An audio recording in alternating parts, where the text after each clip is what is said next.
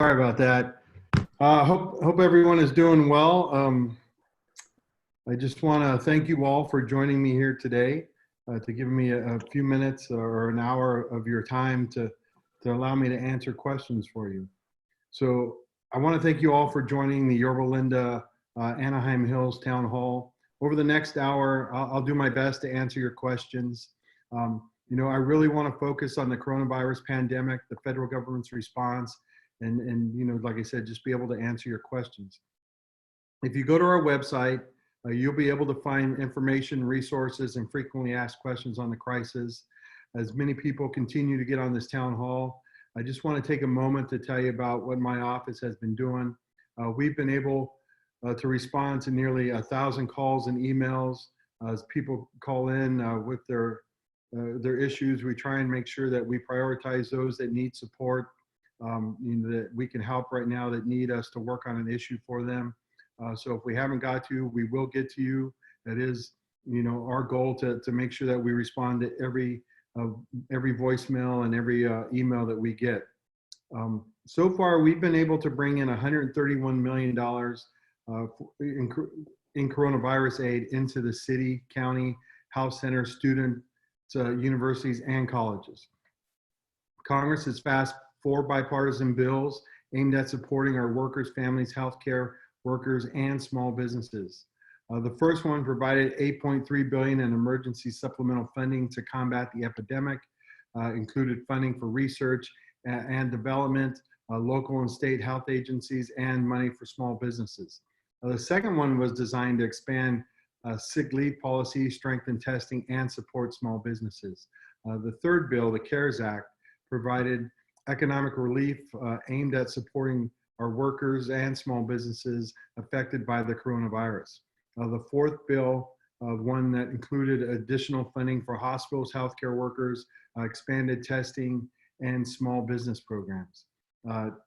Today, I actually flew back to Washington because we are going to be voting in the House of Representatives on the 5th stimulus package, the HEROES Act, which would provide more economic relief for our cities and states, which is something that I've been advocating since day one of this pandemic. More relief for small businesses and workers, and more funding for testing. So I want to take this time now. We'll go ahead and get to your questions. Erica explained how you can ask a question, raising your hand, and what you need to do if you're dialed in on the phone.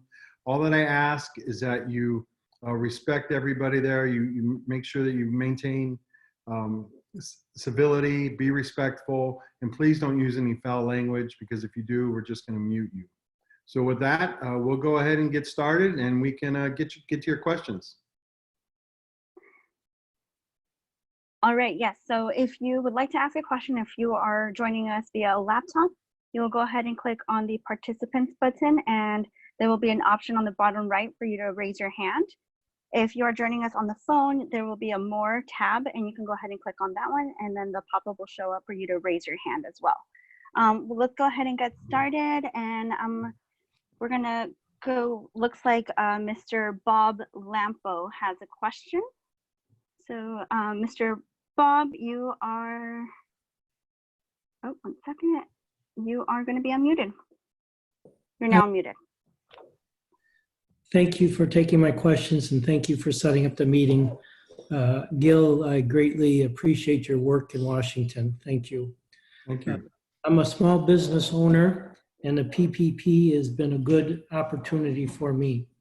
I just wished you could help us maybe extend the payback period another month, and maybe allow us to use the funds for more than just payroll and rent, like for freight and supplies, not to pay anybody that makes over $100,000 or more, but it would help us maybe to get an extra month to use the funds.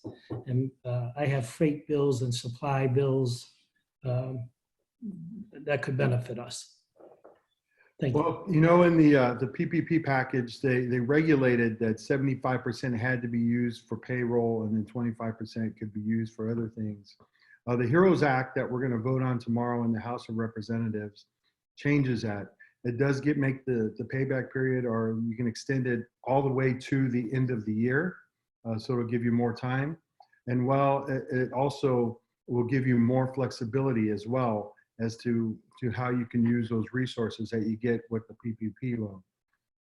So the HEROES Act should take care of that, exactly what you're asking for. So that's one of the reasons I'll be supporting it tomorrow. Great, thank you so much for your question. Erica, who do we have next? We have the name on the Zoom. It's APC iPhone. Go ahead and ask your question. You are now unmuted. That would be me. Hi, thank you very much, Congressman Tony Cordero, calling from Yorba Linda.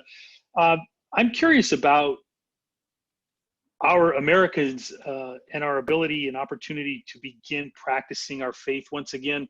I understand the restrictions that have been placed on us for every corner of our lifestyle, but practicing our faith is a fundamental right that we have now gone without for about 5 or 6 weeks.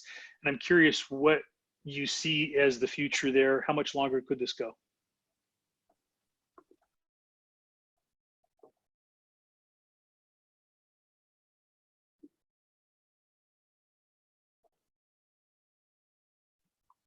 All right, so I got to remember to stop muting myself in between questions because I can't unmute myself again once that starts.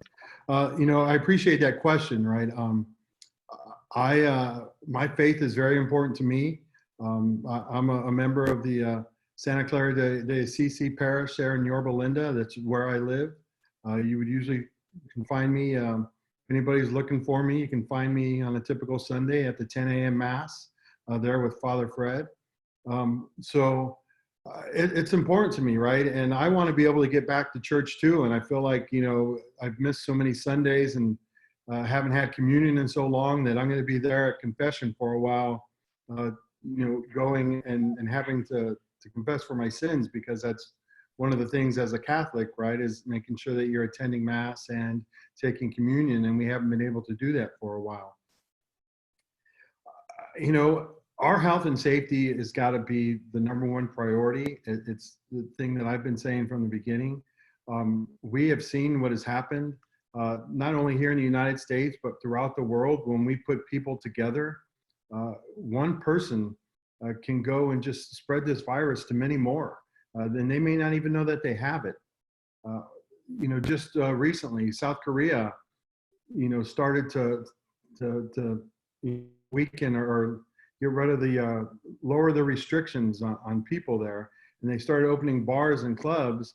One individual that they've traced it down to is gone and contaminated many other people, and then they pass it on to others that they've had to go back and put those restrictions back in place again. There was that one choir that I just heard this the other day, right? One person went to choir practice at this one group, and I'm sure you all read about it in the news too. That individual infected, numerous amounts of people, and 2 people at that choir practice ended up passing away. So health and safety has got to be our number one priority. I want to get back to church again. I want to be able to attend Mass.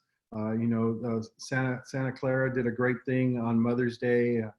Father Fred, allowed us, the parishioners, to kind of drive by and gave them a blessing as he handed the moms the flower for Mother's Day, which was great. But my faith is important to me too, but health and safety of everyone has got to be our #1 priority.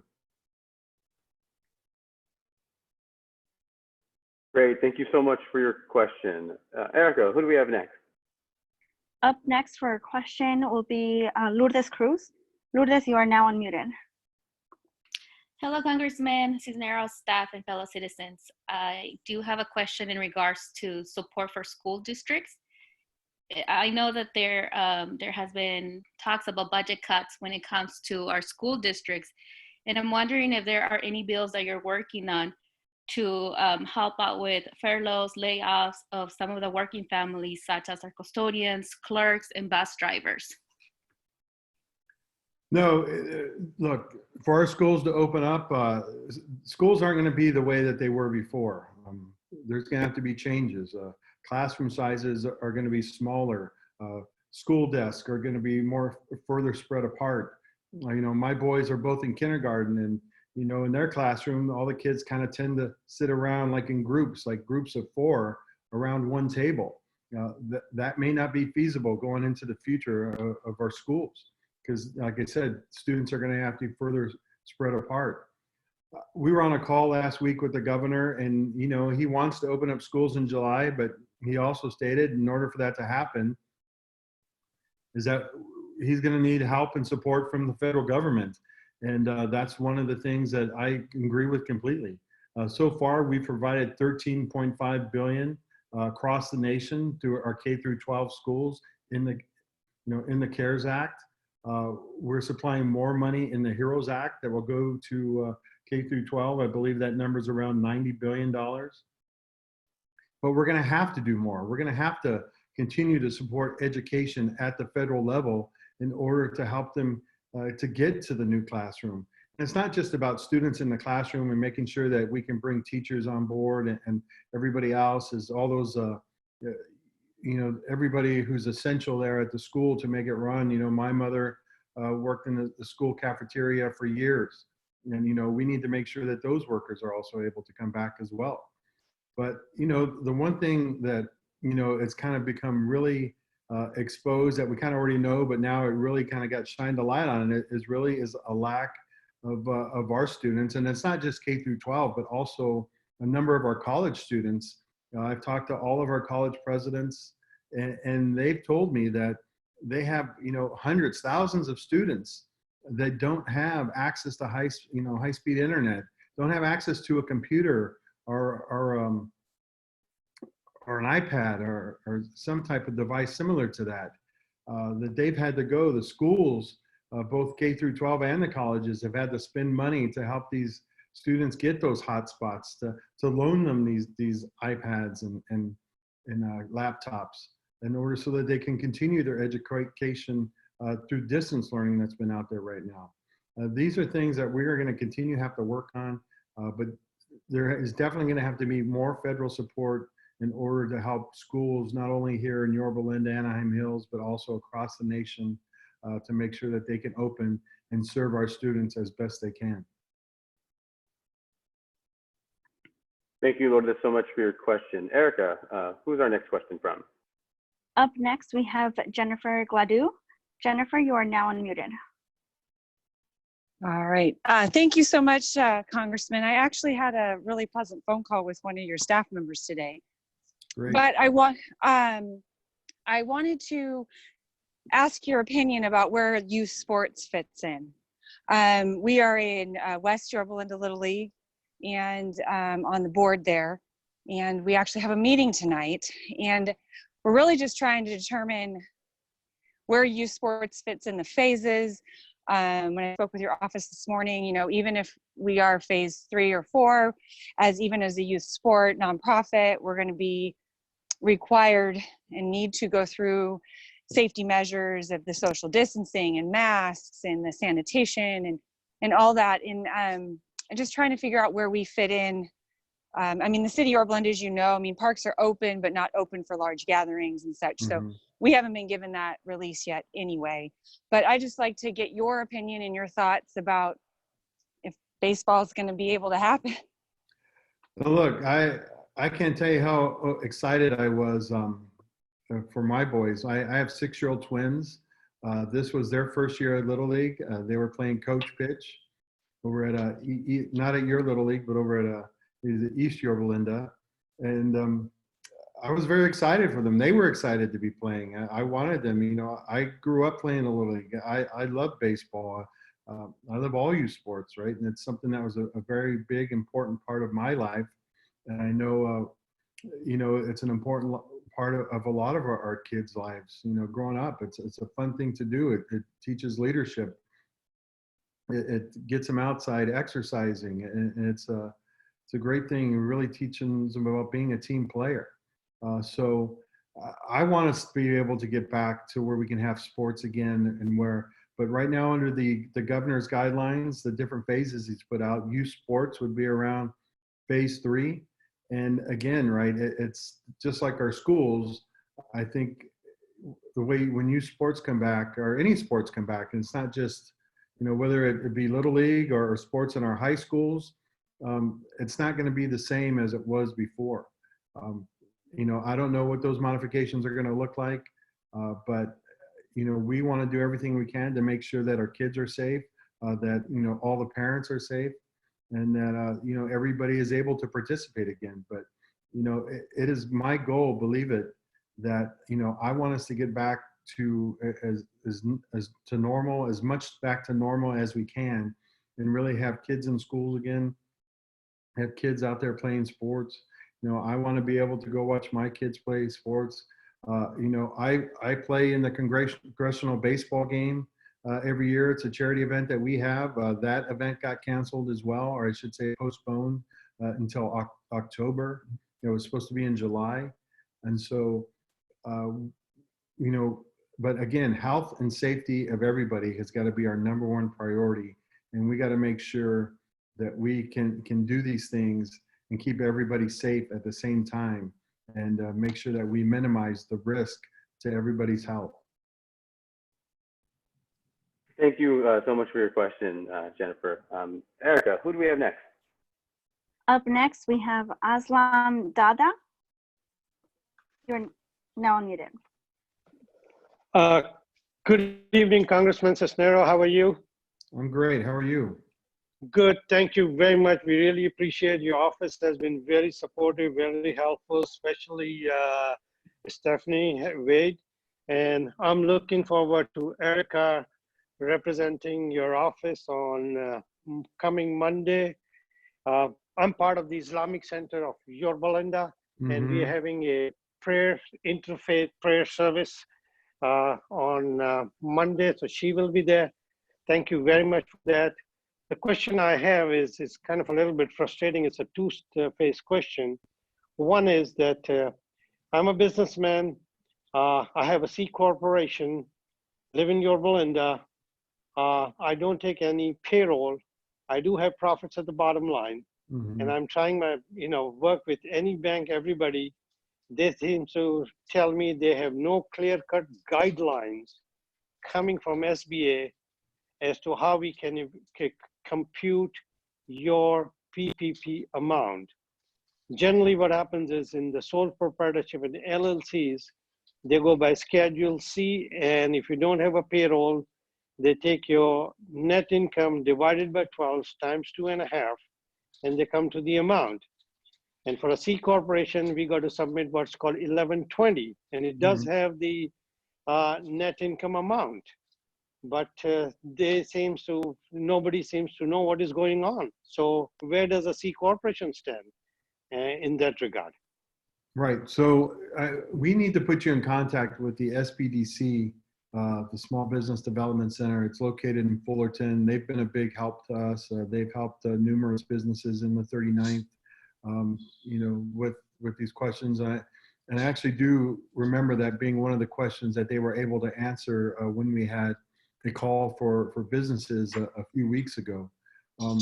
So I will have either Stephanie or Erica can get back to you.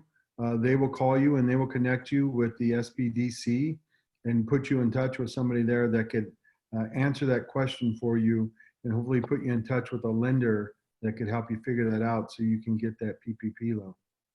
Yeah, thank you. The money is there, and I've been talking to one gentleman at that SBC player by the name of Hugo, and I remember they were there when you had your last town hall meeting, and they were there. So I remember them, and I did contact them. They were helpful, but I've not got any clear guidelines coming out. So hopefully Erica or Stephanie can put me through to somebody. My next question to you is that I'm sorry, we have one question. Okay. Can I ask the second question? We have one question per constituent. I will go ahead and contact you. Okay, thank you, Erica. Okay.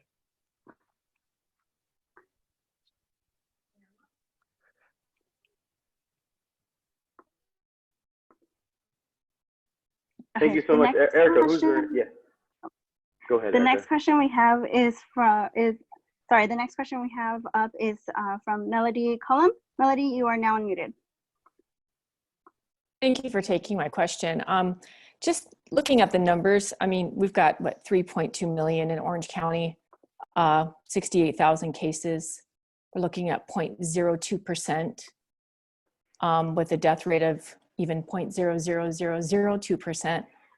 So I hear a lot of talk about stimulus, and I think I'm really having a hard time with our constitutional rights to work and open businesses, and that doesn't seem to be part of the conversation about getting business. That's what we need. We don't need more stimulus money. We need businesses to open, and why certain businesses are allowed to be open and not others is rather confusing and doesn't make sense. And so maybe what I'd like to hear from you and even from the governor is, looking at opening businesses and churches ASAP. And I don't hear a lot of talk about that. Well, look, we want to be able to get to that point, right? But we have to look back at this. And, a lot of people throw out those numbers about how, about how the number have been affected compared to our total population and everything, right? But we've had over 80,000 people die in this country. I think the last, when I checked it this morning, it was over 82,000. We weren't projected to get to that number for the country until August. We're right there at May. This disease spreads. We're still, it's very contagious. It spreads very rapidly. We're still learning more things about it every day. I sit on the Armed Services Committee.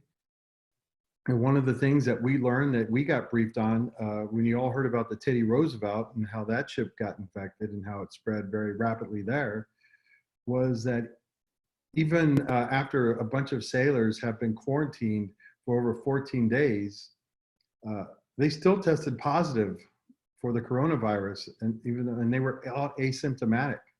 We're finding out that children now they're saying children are becoming a bigger carrier of the disease. And you're hearing about some of the news about how they're starting to show different symptoms and be affected in different ways as well. Look, I want to get back to normal. The governor, I know, wants to get back to normal. That's why he put out this policy, early on about the different benchmarks that we need to hit. He's opening up, put out guidelines of the different phases that all the counties and cities have to hit in order for us to open back up. But, our safety and our health, and I will continue to say this, it has to be our number one priority. We are finding out, not only here in the United States, but all around the world, when they have these mass gatherings, when they kind of loosen things up, right of a sudden, it's gone back, opened again, right? And it started to spread very quickly again, both in Florida and over there in even in Orange County, in different parts of Orange County, around the beaches, around the weekends ago when it got very hot and it was warm. They ended up, more cases were reported that weekend. The numbers continue to go up in Orange County. I think right now we got three more cases just from yesterday here in Yorba Linda. But this disease spreads, or this virus spreads very quickly. And so we have to put our health and priority as number one. Believe me, I'm right there with you. I want to get back to normal. My kids, I have 6-year-old twins that are climbing the walls, that want to be able to go to the parks and be able to run around. They want to, do Little League and we want to be able to go to church as well. But, we had our every Sunday we would go out to dinner as a family, and that was part of our routine, and it was something that we all enjoyed, and it was something that my boys looked forward to every Sunday before we started the week again. We haven't been able to do that in a while now, and so they want to get back to that routine as well. So, but we have to put our health and safety first, and that is my number one priority, and it will continue to be my number one priority. Thank you so much for your question. Erica, who's our next question from? Our next question is going to be from Jeannie Bremer. Jeannie, you are now unmuted. Hi, I'm Jenny Bremer, and I'm a teacher here in Yorba Linda, and Representative Cisneros. I get so much pleasure every time I look at your Facebook page and see my great little eighth graders on your page on there. So as a teacher, my husband's also a public school teacher. I'm really concerned. Every day I go for my daily bike ride, my break in my teaching day, and I listen to the governor give his press conferences. And you mentioned that school, we don't know what it's going to look like. It's going to have to be different. What I think we've learned is through this pandemic that schools are more than just teaching the reading, writing, arithmetic. We're providing meals, providing hot spots for our families, devices, childcare. The economy cannot open up if people don't have somewhere for their kids to be during the day. And before this was happening, we were having trouble funding. I mean, as a classroom teacher, we're looking around and we don't have enough Chromebooks for our students. And now we've had to give those away for students to use at school during distance learning. And we're talking about lowering the classroom sizes, which for a teacher, we're like, wow, that sounds great. And then I listened to the $54 billion deficit we have in the state. How's that going to work? So we're really concerned about how we're going to be able to fund schooling going forward. And so my question specifically about this is, are you supporting the $175 billion funding for the Educational Stabilization Fund to distribute to the states that's going on right now in Congress? And also, what is your support for the E-rate program? I know that our state and local teacher unions are suggesting that we need $2 billion in that nationwide from the federal government to help the states support the schools. Where's your stance on that? Can we count on your support for that? Well, first, I want to thank you for both you and your husband for teaching and it's really educating, our future leaders in this country. And I really do appreciate that you were able to bring your students to the town hall that we had in Yorba Linda. It seems so long ago, but that was really a great event, and I still kind of reference that, so many times to when I talk to different groups. But in the CARES Act, we provided $13.5 billion nationwide for our K through 12 schools. The HEROES Act would provide another additional $90 billion for K through 12 programs. As part of what I've been fighting for state and local funding is to help with teacher employment, the $175 billion that you're asking for. But you're right, what you said at the beginning, right? We at the federal level haven't funded education the way that it needs to be. We put, like restrictions, or not restrictions, but requirements on our schools, especially around special education. And then yet we don't fund special education. We only fund it at about 10% of the level that it should be funded. And yet we still demand our schools all across the country to still meet those same requirements. And it's not fair. I will continue to keep advocating that we fund our schools. We're going to have to make up that, at the federal level, help states, help California and the other states, make up these deficits. So education is so important. Whenever I talk to kids, education changed my life. It put me on a different trajectory, a different path. So I still thank those teachers that I had when I was growing up and how important they were to me, and how much they really changed my life. So I just want to continue to thank you for the work that you and your husband and all our teachers out there are doing. But yes, we need to make sure that we continue to fund education, and especially going forward after this pandemic, we need to provide more to education, not only at the K through 12 level, but also in colleges and universities as well. Thank you so much for your question. Erica, who's our next question from? Our next question is from Lonnie Fisher. Lonnie, go ahead, and you are now unmuted. Can you hear me? Can you hear me, sir? I can hear you. Sorry. Okay.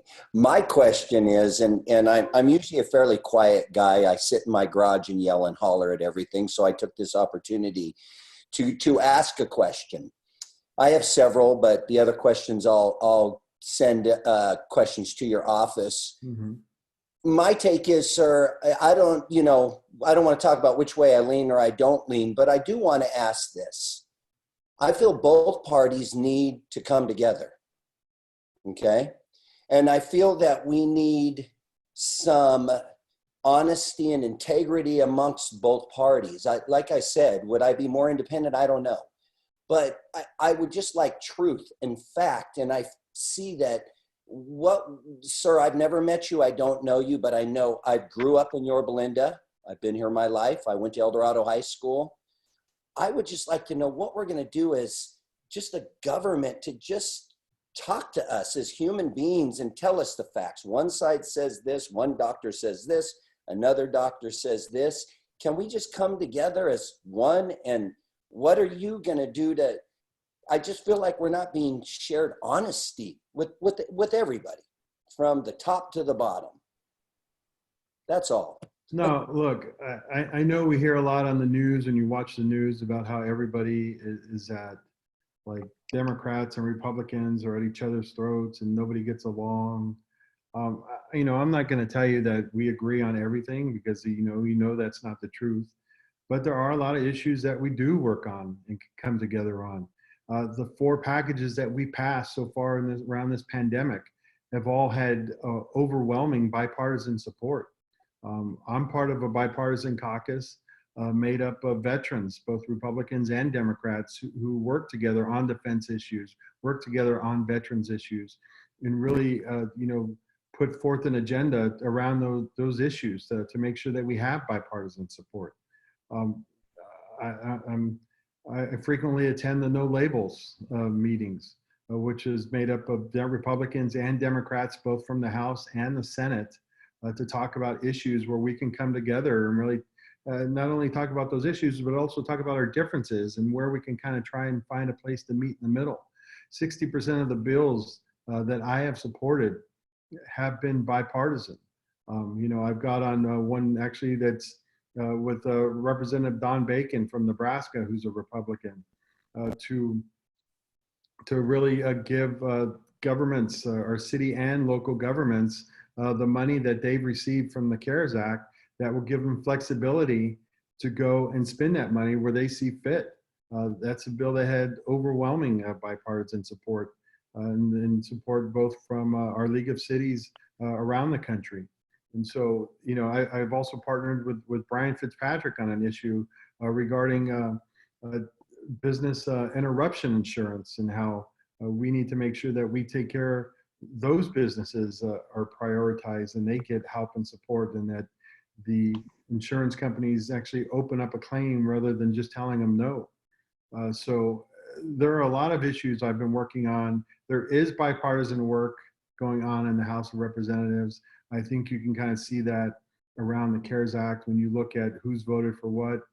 There's going to be, for the HEROES Act here in the House of Representatives, there's going to be bipartisan support for that bill as well. Again, I don't want you to think that we're not talking. Nobody ever does. I think I have pretty good relationships with some of my colleagues on the committees that I sit with.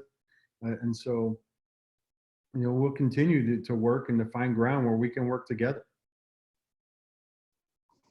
Great, and thank you so much for your question. Erica, who's next? Our next question will be from phone name Jay Cadler. Jay Cadler, you are now unmuted.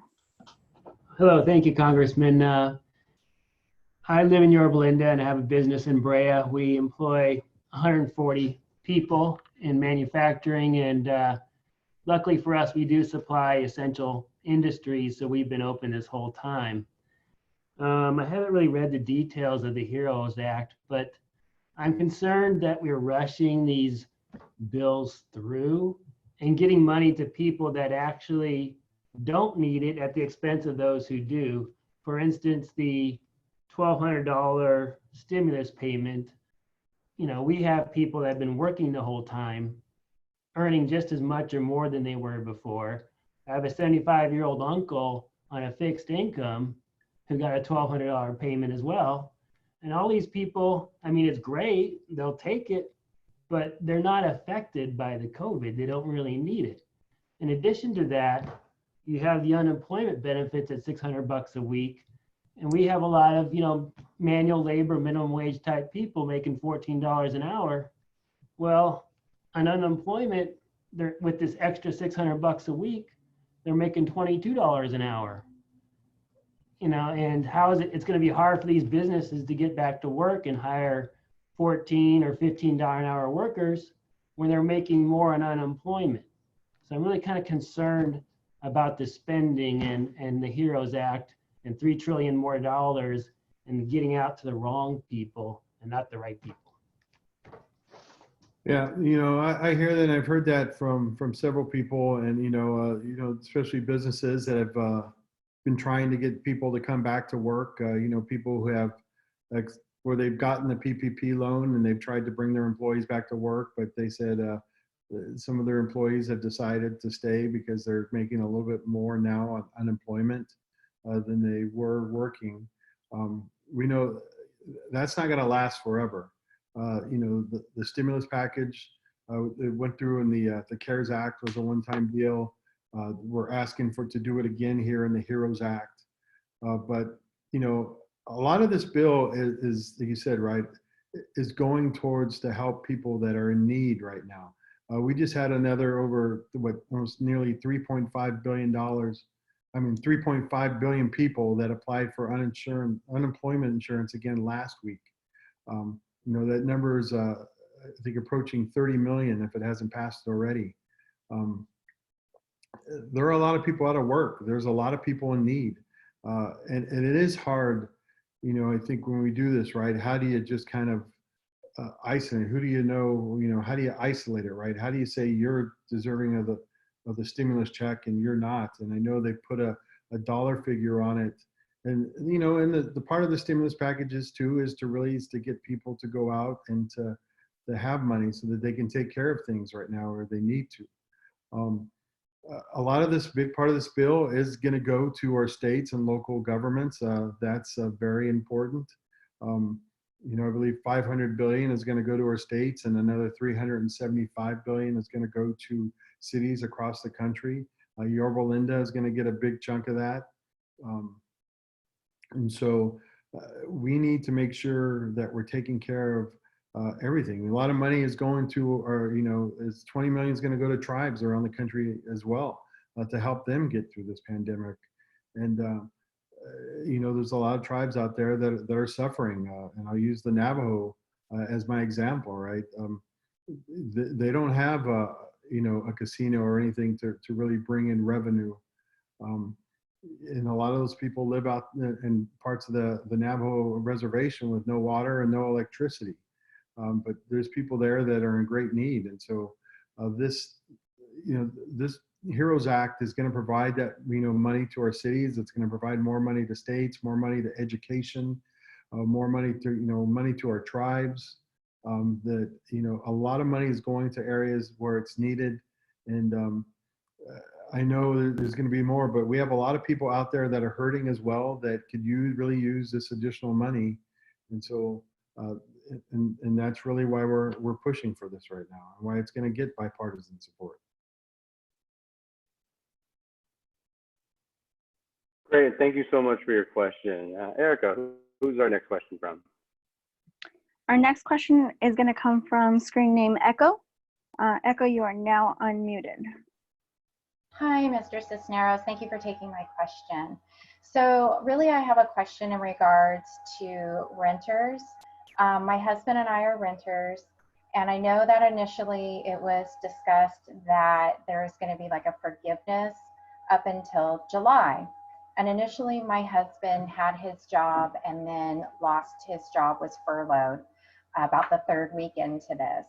And we've contacted our landlord, and with the way the economy is going and cities opening back up, he's in sales, and so he travels from one county to the next county to the next county, going from LA to San Diego.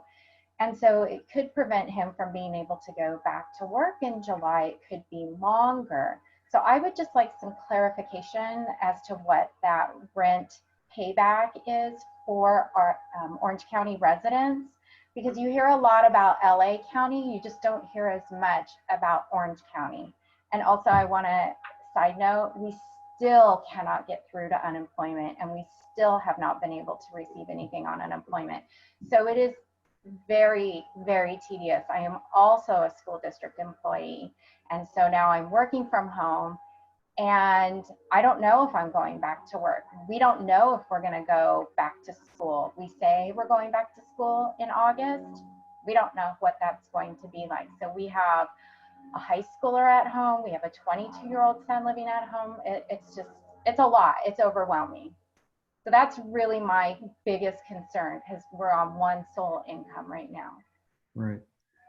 So first, in regards to the renters, why you're not hearing a lot about what's going on in Orange County is because they really haven't done much in Orange County. They haven't passed the same type of legislation as here in Orange County as they've done in LA County.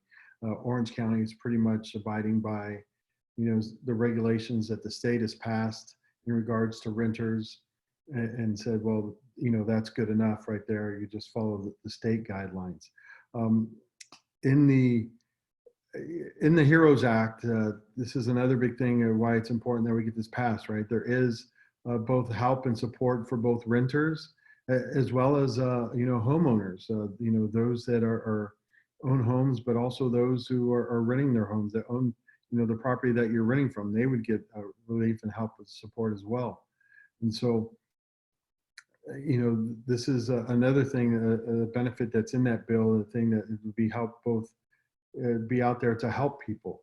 As far as the EDD and this insurance, I think we've had now over 3.5 million people apply for unemployment insurance during just this pandemic. So far they've been able to process, I think over 2.5 million of those. But during the same time frame, in 2008, when we also had another, economic crisis,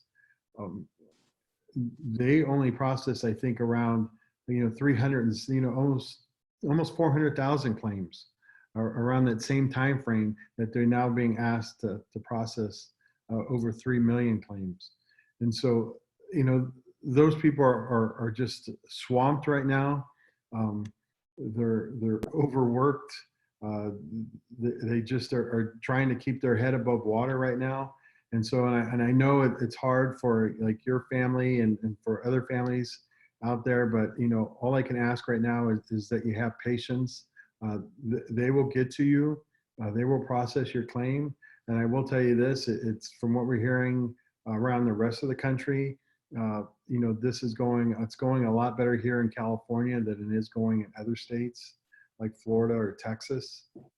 But all I can ask for you right now in regards to unemployment insurance is that you continue to have patience, and they will get to your claim. But like I said, they are just swamped right now, overwhelmed, and they're just really trying to keep their head above water. Great, and thank you so much for your question. We got about 10 minutes left, so we have time for about 2 more questions. So Erica, who is our next question from? Our next question is from Pamela Lane. Pamela, you are now unmuted.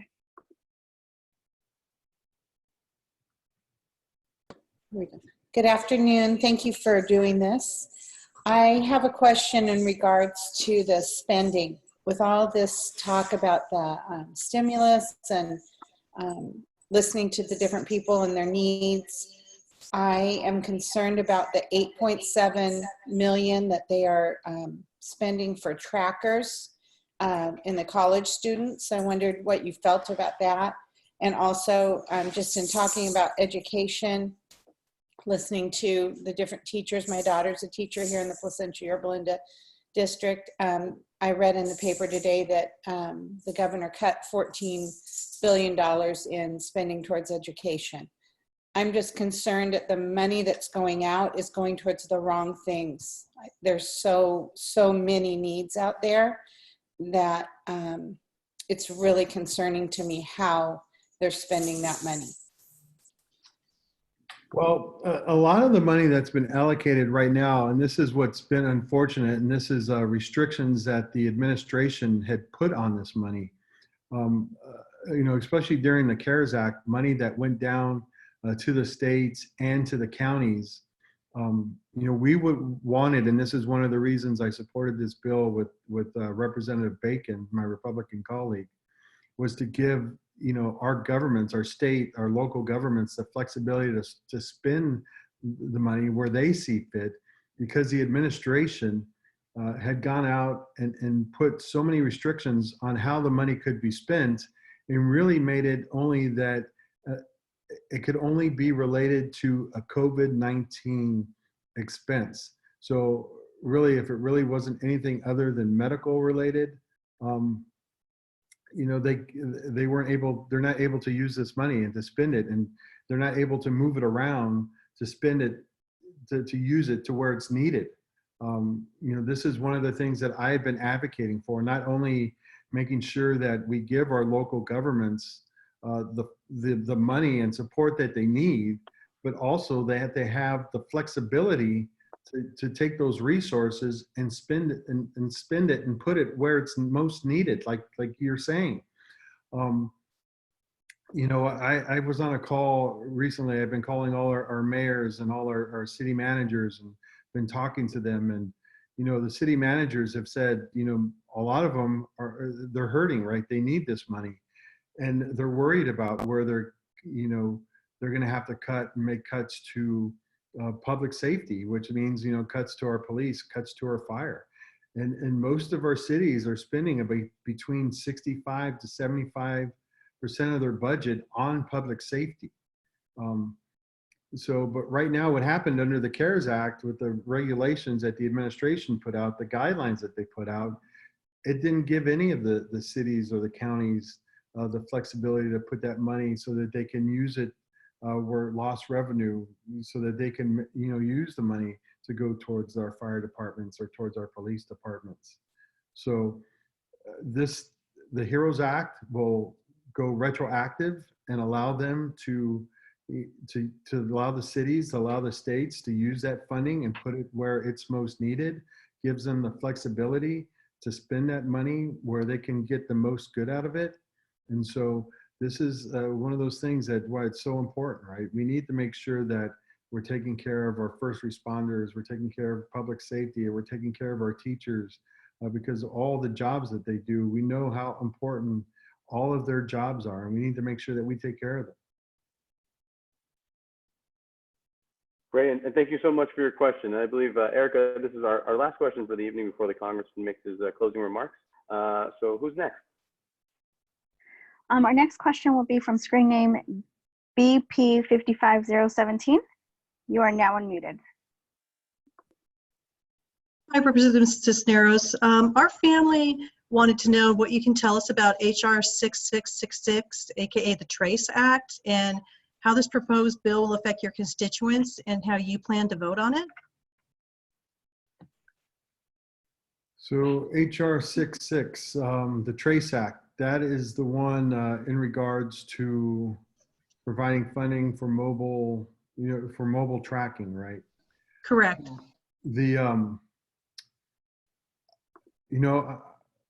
We're looking at it, right, as far as what goes on, but I know there's been some controversy around this bill, that there's been some talking points that have been come out and said that these, there's been response that these talking points have been false, that somehow the TRACE Act is going to allow individuals from the government to come into your house and to trace you and to track you.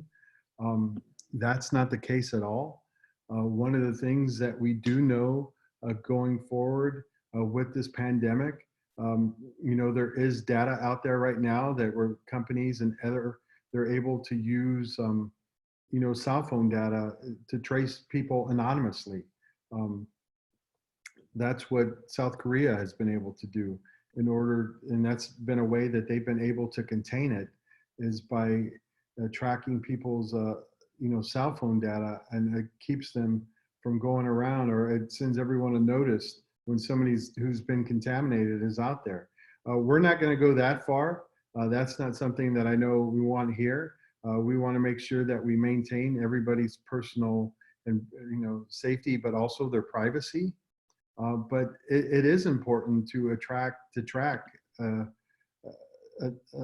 anonymous cell phone data in order we can track and trace the flow of this disease, and other diseases in the future. It's but there's been a lot of bad information put out about the Trace Act, about somehow it's people are going to come into your house and they're going to take your cell phone. That is not the case at all.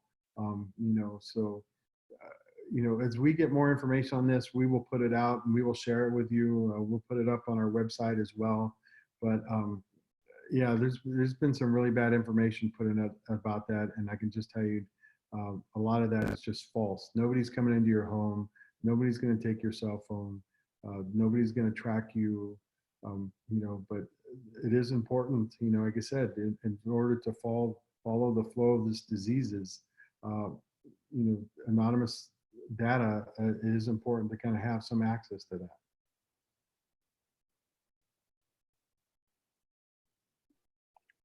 Great, thank you, Congressman, and time for closing remarks. All right, well, I just want to thank everybody for joining me tonight for this hour. First, I kind of want to apologize for my appearance as well. I just flew back into Washington today, so I got here, I had some different phone meetings, phone conferences, and then I just kind of jumped on this one to make sure that I was here for you. But I just want to thank you all again, right, for joining me, for giving me an hour of your time to answer your questions. I know there's a lot of people that we didn't get to everybody, but if you do have a question, please call our office, and I'll give you the number, 714-459-4575. Like I said earlier, we are prioritizing your emails and your phone calls. We will get back to you. It may take us a little time, but we will get back to you. We're definitely prioritizing those that have issues and that need help and support. We're putting them first, but we will answer all your questions. And I just, again, right, I just want to thank you. I will say, so far, Yorba Linda, this has been the biggest town hall. We've been doing this all week. We're going to do it again next week with all the cities in the 39th district. So far, you have had the best showing, the largest number of people that have attended. So you can all give yourself a hand for being out there and being involved. So thank you for that, and thank you for being here with me. I do want to just talk about one other thing, though, that is non-COVID related before we get off the line here, and that is the 2020 census. If you haven't filled out your census yet, please make that a priority. It only takes you about 10 minutes. It took me about 10 minutes to do mine. It is important. They've extended the deadline right now so that you can finish the census because of the pandemic, to give more people time to do it. But if you have any questions about it, go to 2020census.gov. This data is very important. Not only do we use it to draw our congressional district lines for the next 10 years, but also we use it for the state assembly as well. But more importantly, we use census data to decide where we're going to send federal dollars and how we're going to fund programs. Where we're going to build schools, where we're going to build fire stations, where we're going to build police stations, where they're needed, other federal programs. Census data is used on how we're going to fund those programs based on the population of those areas. So it is very important that everybody fills out that census. So if you haven't done it yet, please get to it. And again, I just want to thank you all for joining me here today for this hour. If you have any questions, again, call us at 714-459-4575. We will get back to you, I promise that. But please take care of yourself. Please stay healthy. Please stay safe. And I'll see you out there in town. Take care. Bye.